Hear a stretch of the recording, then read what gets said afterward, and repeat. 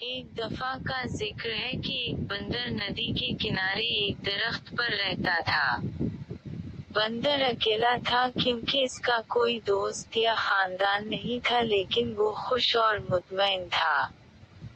درخت نے اسے کھانے کے لیے کافی میٹھا جامن کا پھل دیا۔ اس نے اسے دھوپ سے سایہ اور بارش سے پناہ بھی دی۔ ایک دن ایک مگرمچھ دریا میں تیر رہا تھا۔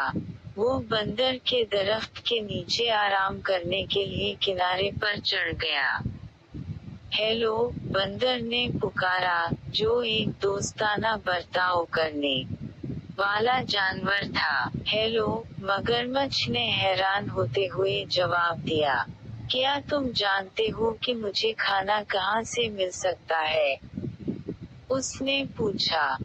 میں نے سارا دن کچھ نہیں کھایا اور میں بھوکا ہوں۔ اب آپ سوچ رہے ہوں گے کہ مگرمچھ بندر کو کھا جانا چاہے گا، لیکن یہ بڑا ہی شفیق اور شریف مگرمچھ تھا اور یہ خیال کبھی اس کے دماغ میں نہیں آیا۔ میرے درخت میں بہت پھل ہیں، کیا آپ کچھ کھانا چاہیں گے؟ بندر نے کہا، جو خود بھی بہت مہربان تھا۔ اس نے جامن کا کچھ پھل مگرمچھ کی طرف نیچے پھینک دیا۔ مگرمچھ اتنا بھوکا تھا کہ اس نے تمام جامن کھا لیے۔ حالانکہ مگرمچھ عام طور پر پھل نہیں کھاتے تھے، اسے میٹھا میٹھا پھل بہت پسند تھا اور گلابی گودے نے اس کی زبان کو جامنی بنا دیا۔ جب مگرمچھ اپنی مرضی کے مطابق کھا چکا تھا تو بندر نے کہا، جب بھی آپ مزید پھل چاہیں واپس آ جائیں۔ جلد ہی مگرمچھ ہر روز بندر کے پاس آتا تھا۔ دونوں جانور اچھے دوست بن گئے۔ وہ باتیں کرتے، ایک دوسرے کو کہانیاں سناتے اور بہت سے میٹھے جامن ایک ساتھ کھاتے۔ ایک دن مگرمچھ نے بندر کو اپنی بیوی اور خاندان کے بارے میں بتایا۔ بندر نے کہا، آج واپس جاتے وقت اپنی بیوی کے لیے بھی کچھ پھل لے جانا۔ مگرمچھ کی بیوی کو جامن بہت پسند آئے۔ اس نے پہلے کبھی اتنی میٹھی چیز نہیں کھائی تھی، لیکن وہ اپنے شوہر کی طرح مہربان اور نرم مزاج نہیں تھی۔ اس نے اپنے شوہر سے کہا، تصور کیجئے کہ بندر جب یہ جامن روزانہ کھاتا ہے تو اس کا ذائقہ کتنا میٹھا ہوگا۔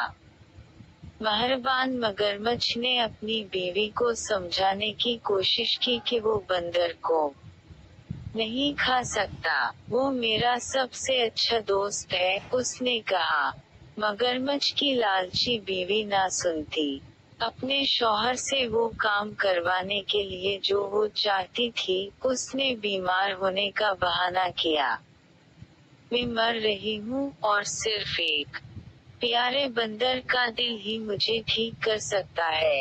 اس نے اپنے شوہر کو پکارا، اگر تم مجھ سے محبت کرتے ہو تو تم اپنے دوست بندر کو پکڑو گے اور مجھے اس کا دل کھانے دو گے۔ بیچارے مگرمچھ کو سمجھ نہیں آ رہی تھی کہ وہ کیا کرے۔ وہ اپنے دوست کو کھانا نہیں چاہتا تھا، لیکن وہ اپنی بیوی کو مرنے نہیں دے سکتا تھا۔ آخر کار، اس نے فیصلہ کیا کہ اسے کیا کرنا ہے، اور اگلی بار جب وہ بندر کے پاس گیا تو اس نے اسے کہا کہ وہ اس کی بیوی سے ملنے آئے کیونکہ وہ جامن کے خوبصورت پھل کے لیے ذاتی طور پر اس کا شکریہ ادا کرنا چاہتی تھی۔ بندر خوش ہوا لیکن کہا کہ وہ نہیں جا سکتا کیونکہ وہ تیرنا نہیں جانتا تھا۔ اس کی فکر نہ کرو، مگرمچھ نے کہا، میں تمہیں اپنی پیٹھ پر لے کر جاؤں گا۔ بندر راضی ہو گیا اور مگرمچھ کی پیٹھ پر کود کر بیٹھ گیا۔ چنانچہ دونوں دوست گہرے چوڑے دریا میں چلے گئے۔ جب وہ کنارے اور جامن کے درخت سے بہت دور پہنچے تو مگرمچھ نے کہا، مجھے بہت افسوس ہے لیکن میری بیوی بہت بیمار ہے اور کہتی ہے کہ بندر کا دل ہی اس کا علاج ہے۔ مجھے ڈر ہے کہ مجھے تمہیں مارنا پڑے گا، حالانکہ میں ہماری باتوں کو یاد کروں گا۔ بندر نے جلدی سے سوچا اور کہا، پیارے دوست، مجھے تمہاری بیوی کی بیماری کا سن کر بہت افسوس ہوا۔ مجھے خوشی ہے کہ میں اس کی مدد کر سکوں گا، لیکن میں نے اپنا دل جامن کے درخت میں چھوڑ دیا ہے۔ کیا آپ کو لگتا ہے کہ ہم واپس جا سکتے ہیں تاکہ میں اسے لا سکوں؟ مگرمچھ نے بندر کی بات مان لی۔ وہ مڑا اور تیزی سے تیر کر جامن کے درخت کی طرف گیا۔ بندر اس کی پیٹھ سے چھلانگ لگا کر اپنے درخت کی حفاظت میں چڑھ گیا۔ میں نے سوچا کہ آپ میرے دوست ہیں، اس نے پکارا۔ کیا تم نہیں جانتے کہ ہم اپنے دل کو اپنے اندر رکھتے ہیں؟ میں پھر کبھی تم پر بھروسہ نہیں کروں گا اور نہ ہی تمہیں اپنے درخت کا پھل دوں گا۔ چلے جاؤ اور واپس نہ آنا۔ مگرمچھ نے اپنے آپ کو بہت بے وقوف محسوس کیا۔ اس نے ایک دوست اور اچھے میٹھے پھل کی فراہمی کھو دی تھی۔ بندر نے خود کو بچا لیا تھا کیونکہ اس نے جلدی سوچ لیا تھا۔ اس دن سے اس نے پھر کبھی مگرمچھوں پر بھروسہ نہیں کیا۔